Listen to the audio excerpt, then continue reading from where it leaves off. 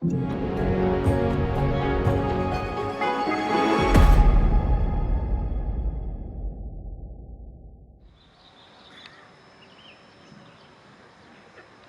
4 September 2022 diperingati sebagai Hari Jadi Kota Probolinggo yang ke-663. Di bawah kepemimpinan Wali Kota Hadi Zainal Abidin, laju Kota Probolinggo akan dibawa ke arah mana? Jurnalis Tada Today TV Alfi Wardah mewawancarai khusus Wali Kota Hadi Zainal Abidin pada Rabu 24 Agustus 2022 lalu. Berikut ini wawancara lengkapnya. Potensi apa saja, Habib, yang ada di Kota Probolinggo ini sehingga menjadi kota yang lebih makmur, besar? Ya, tentunya mengenai potensi, kalau kita lihat dari Kota Probolinggo banyak hal ya. Tapi ada satu potensi yang perlu kita dorong, kita support pengembangannya, yaitu mengenai destinasi wisata. Karena apabila kita sudah mendorong destinasi wisata, tentunya akan multi efek di situ tentang masalah pelaku usaha kecil menengah itu akan berkembang. Misalkan contoh lokasi wisata yang di masa kepemimpinan saya yang kita buka akses jalannya itu adalah Pantai Permata.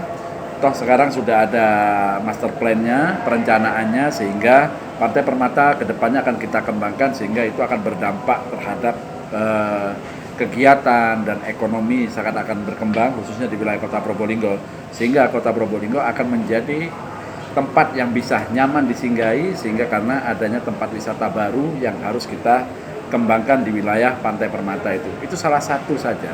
Dan ada tempat-tempat spot-spot lainnya yang nanti kita akan dorong, kita kembangkan, karena itu menjadi komitmen pemerintah. Karena tanpa ada dorongan, tanpa ada support dari pemerintah, destinasi wisata tidak bisa dikembangkan. Apabila itu sudah berkembang, pelaku usaha kecil menengah akan bisa merasakan dampak dan manfaatnya, termasuk homestay dan lain-lainnya itu akan terdampak imbas dari adanya destinasi wisata. Saya kira itu. Selain sektor wisata, banyak kegiatan ataupun event yang akan diselenggarakan oleh pemerintah ke depannya setelah melalui proses masa pandemi kemarin selama 2 tahun tidak berkembang, tidak berjalan. Tentunya ini menjadikan suatu komitmen.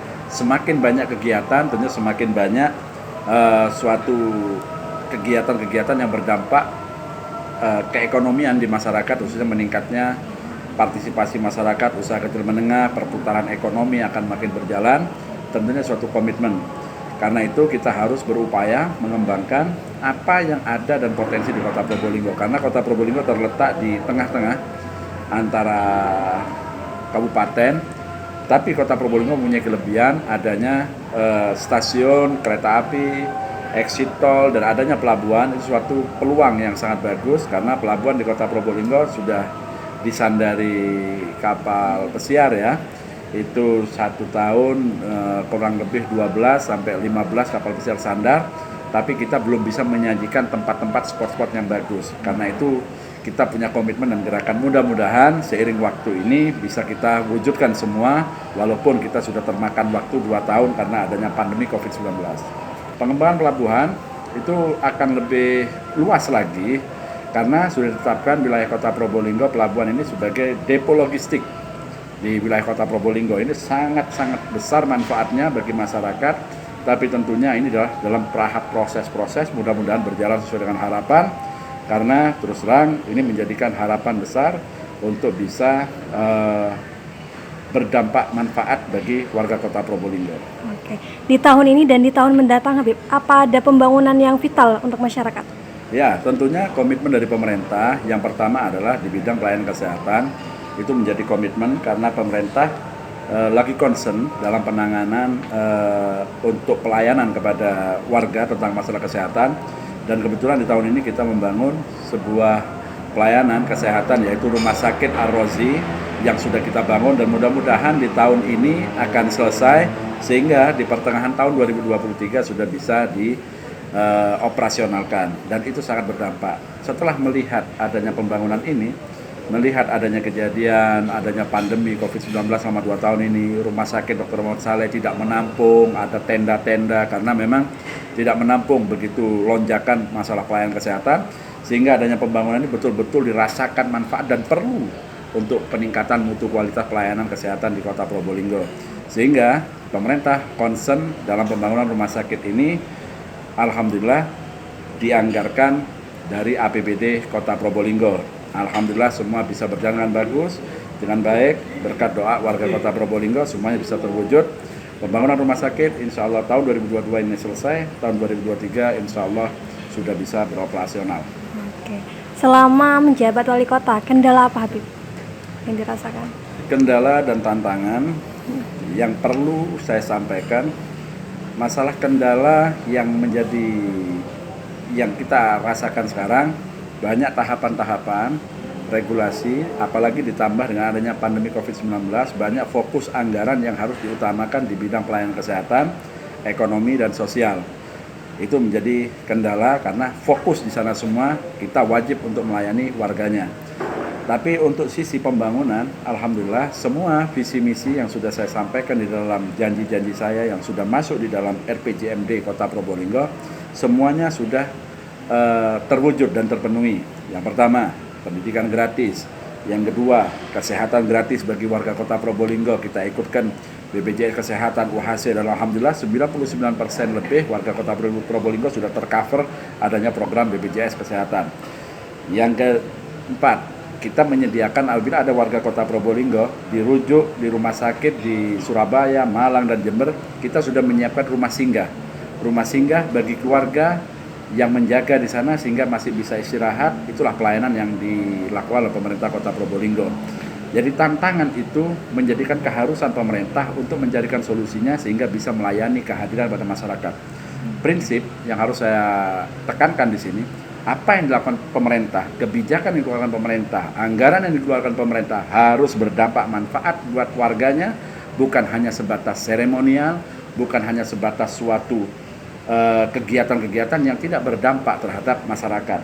Jadi adanya UHC, pelayanan kesehatan sangat berdampak walaupun pemerintah mengeluarkan anggaran lebih dari 30 miliar dalam pelayanan kesehatan supaya masyarakat tidak terbebani dengan adanya biaya-biaya lagi karena sudah di-cover dengan BPJS, kita membayar. Kita tidak memikirkan angkanya, tapi yang kita pikirkan adalah manfaatnya buat masyarakat Kota Probolinggo. Juga membangun rumah sakit, walaupun anggarannya hampir 200 miliar. Kita alokasikan untuk pembangunan itu bukan semata-mata sebagai brand untuk pemerintah kota saja, tapi adalah bentuk komitmen pelayanan kepada masyarakat. Karena apabila warganya sehat, Kota Probolinggo akan maju. Itu yang paling penting. Tentunya harapan saya selaku kepala daerah kepada warga Kota Probolinggo, mari kita bersama-sama mewujudkan suatu komitmen bersama. Karena apa yang dilakukan pemerintah tidak akan berhasil apabila warganya tidak mau saling bahu-membahu di dalam membawa masa depan Kota Probolinggo ini. Salah satu contoh mengenai persoalan ketertiban, kebersihan lingkungan, semua harus kolaborasi. Jangan sampai kita hanya menyalahkan satu sama lainnya. Kita harus terpanggil, terketuk diri kita sebagai warga yang peduli terhadap lingkungan, kebersamaan tentang masalah kebersihan itu menjadikan keharusan kita. Maka dari itu harapan kita kepada warga Kota Probolinggo, mari kita bersama-sama saling menguatkan satu sama lainnya, memberikan masukan, memberikan solusi, saran, sehingga ke depannya akan lebih baik lagi.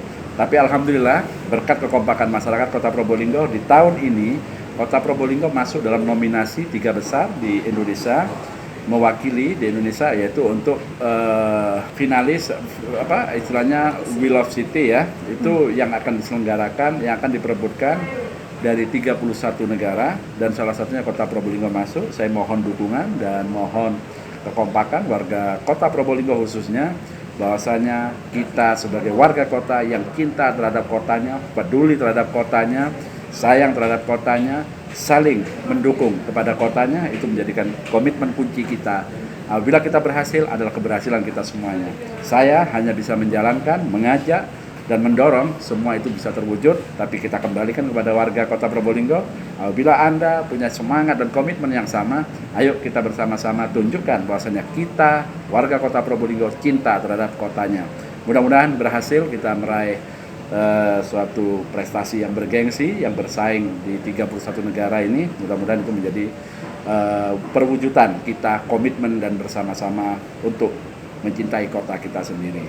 Dan di hari jadi ke-663 itu adalah menjadikan suatu momen evaluasi tahun sebelumnya, untuk kita perbaiki untuk tahun kedepannya lebih baik lagi dan lebih maju lagi. Sekali lagi saya ucapkan kepada warga Kota Probolinggo, selamat Hari Jadi Kota Probolinggo ke-663. Momentum Hari Jadi inilah menjadikan tolak ukur apa yang sudah kita lakukan untuk ke depan. Kita harus lebih berhasil, berprestasi, mewujudkan suatu impian harapan bagi Kota Probolinggo ke depannya lebih maju untuk kemaslahatan warga Kota Probolinggo. Saya kira itu.